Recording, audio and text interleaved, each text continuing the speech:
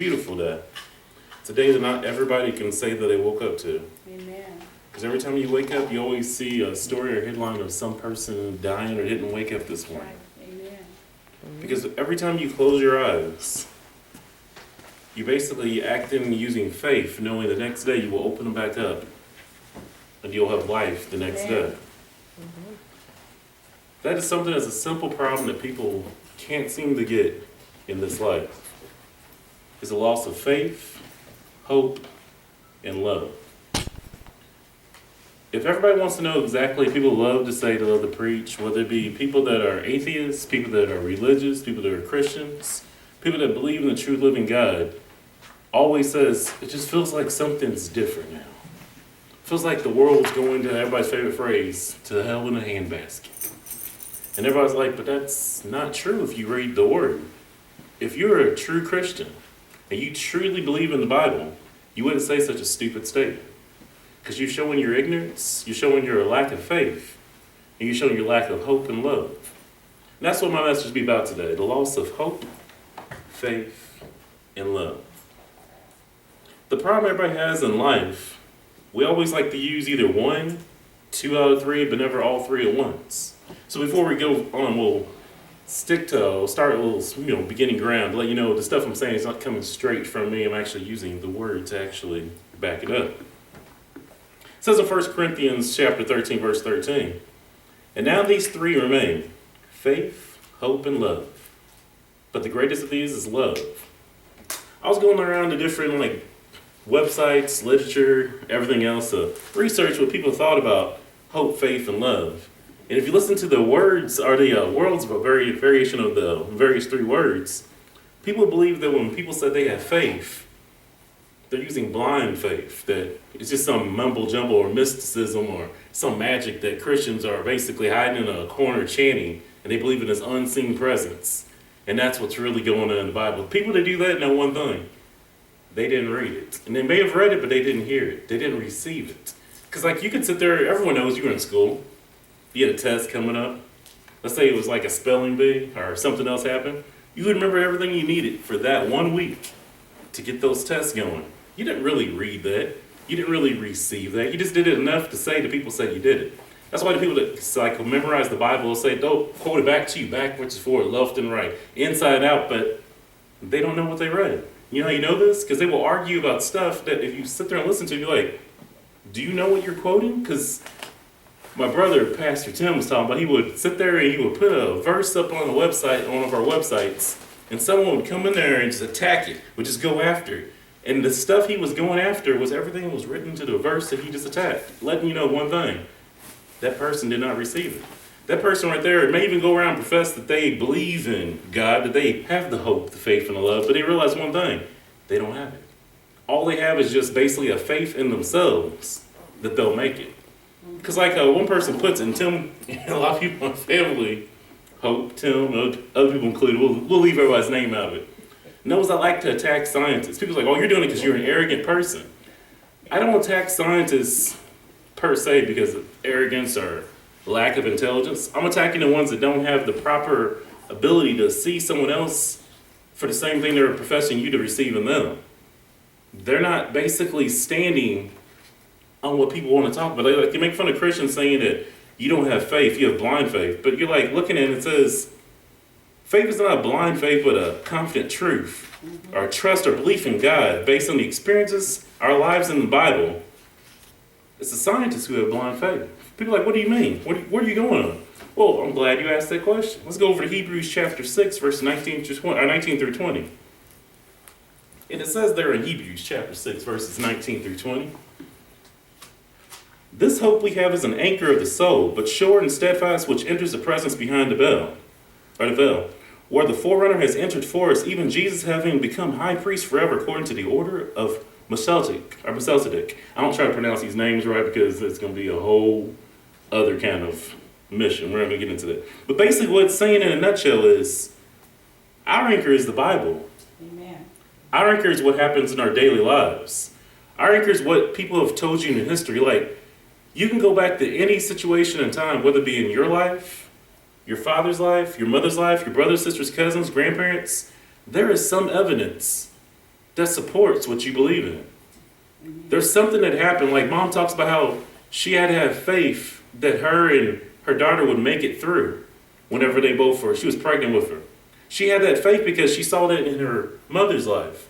And her mother had that faith because she probably saw it in her mother's life. And her mother had faith because she saw it in that. That's evidence. Those are actual circumstances, not even circumstances, that's actually concrete evidence proving everything that Jesus said in his word. Amen. When you have places like the scientists or whatever, I use them because it's the easiest one for people to get. They will sell theories, but there is no evidence of the theory. That's blind faith. Amen. If you have something to back up your faith, something that actually is tangible, you can do is like, well, we know what, the simple question is, how do you know this? What do you mean, how do you know that? Were you there when it happened? Did you have someone that passed it down and told you that happened? They go, well, no, that's blind faith. Do I have a mother, a grandparent, everybody else who told me all this stuff happens, and I actually have tangible proof with a mom, a sister, cousins, aunts, uncles that's happened? They go, well, yeah, that's not blind faith, that's your anchor. That's what gives you the power to have that faith necessary to keep on going. Because what is faith the evidence of? And it's the substance of things not seen. People keep forgetting. It's so easy, like I said earlier beginning, I said when people go to sleep, you practice it every single day. Like Dad used to say in one of his messages, when you sit down, you have faith that when you sit down, it's going to stand up and not break on you. Amen. You know why you have that? You've watched several times. You have the evidence, the correlation. I've watched this person, that person all my life sit down in those kind of seats, and it won't break. I know how to make it. That's your evidence. So now you have your faith. You're doing, people like, they don't give how easy it is to lose that faith. Something happened to you in your life that broke it away. Whether it was a lack of trust by your mom, your dad, your brother, your sister, some loved one, and each year it just chips away. It takes a little bit more of that faith. So you're like, if I can't have faith in my own people around me, how am I supposed to have faith in God? So that's a little piece that's taken away right there. And remember, it says clearly in the Bible, the three greatest things is hope, faith, and love. And the greatest of these is love. We'll get back into it in a second. Now we go over into the Bible definition. This is the problem people have with faith, love, and hope. We just talk about faith and what it really is. It's not blind faith. It's actually something we have tangible proof of. People look at love, and they've watched everything on TV. They've listened to all these poets. They've wrote down the variations of love and talked about the stars in the sky, the Milky Way, the colors, the feelings. What makes me feel good, that's love. And they've correlated and put all this stuff, and they put it into objectification of men or women, whatever kind of sexual deviance you want, whatever I can buy. That's not the Bible definition of love. What does the Bible say about love? It says in 1 John chapter 4, verse 8, he who does not love does not know God, for God is love. Mm-hmm. And what is the evidence he uses to back that up? It's a famous scripture. People love the quote, but they don't really quite get it. John 3:16. So for God so loved the world that he gave his only begotten Son, that whoever believes in him should not perish, but have what? Everlasting life. What is he telling you love is? Love is self-sacrifice. It's something meaning you're trying to help others. You're not always trying to help yourself. Trying to find some way to get gratification instantly or even long term. That's not what God wants you to have as love. Because remember, love doesn't hurt. Love doesn't try to harm people. If something's harming you or hurting you, making you not feel good or making you feel bad or causing you some kind of emotional, physical pain, that's not love. People say, but it's long. No, that is not love. Love wants to give.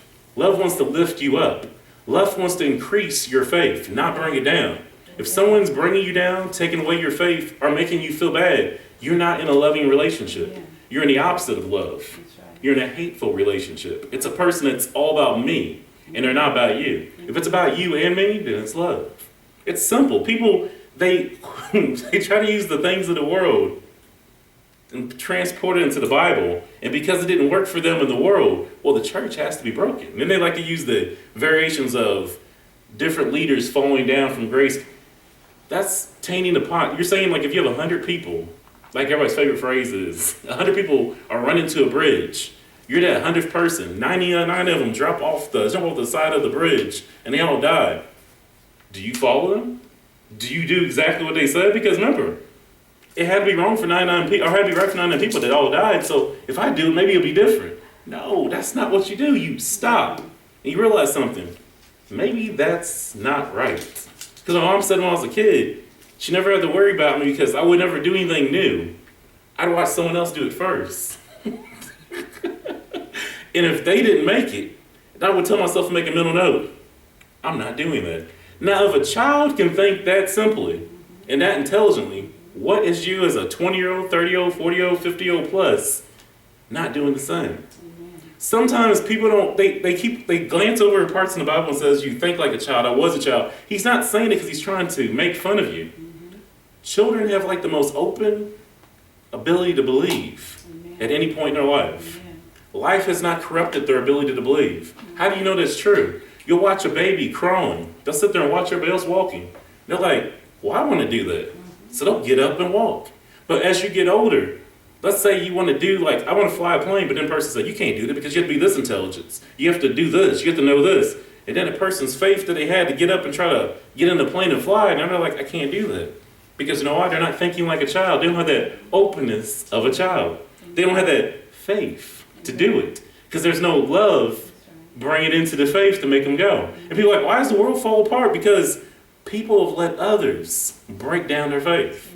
They've let others take away their hope. They've let others believe that love can't be attained. Because remember, I've seen it that way. Like, that's the problem.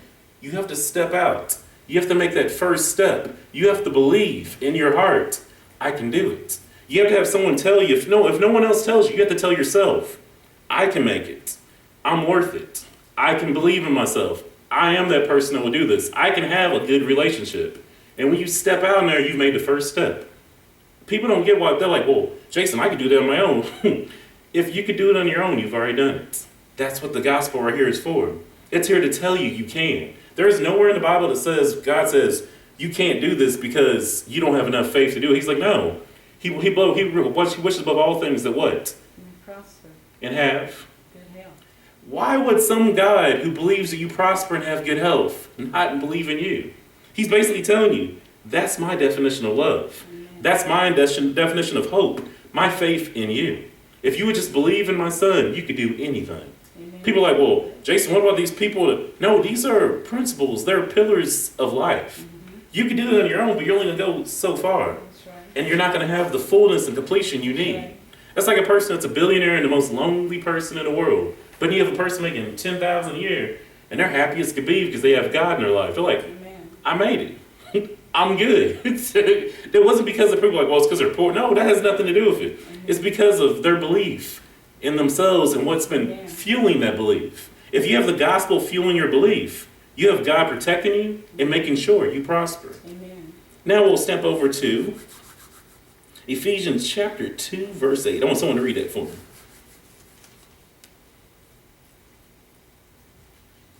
When we get there, say, man, just go ahead and read it for me. Ephesians chapter 2, verse 8.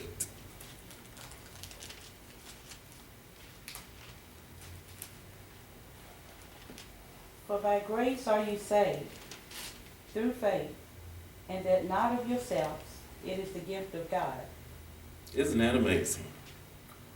Basically, what's being said right there is, remember, salvation is free if you have what? Faith. That's the one thing I've read in different variations, different literatures, different religions.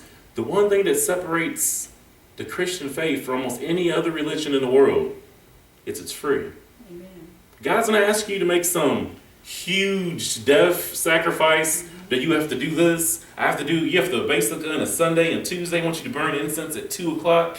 I want you to kill a cow over here at 4:30 p.m. I want you to see the sun hitting at the exact apex. And when the light hits that little cubby hole and burns a hole into your book, now you're saved. No, he said, no, it's free. It says, for by grace you are saved through faith.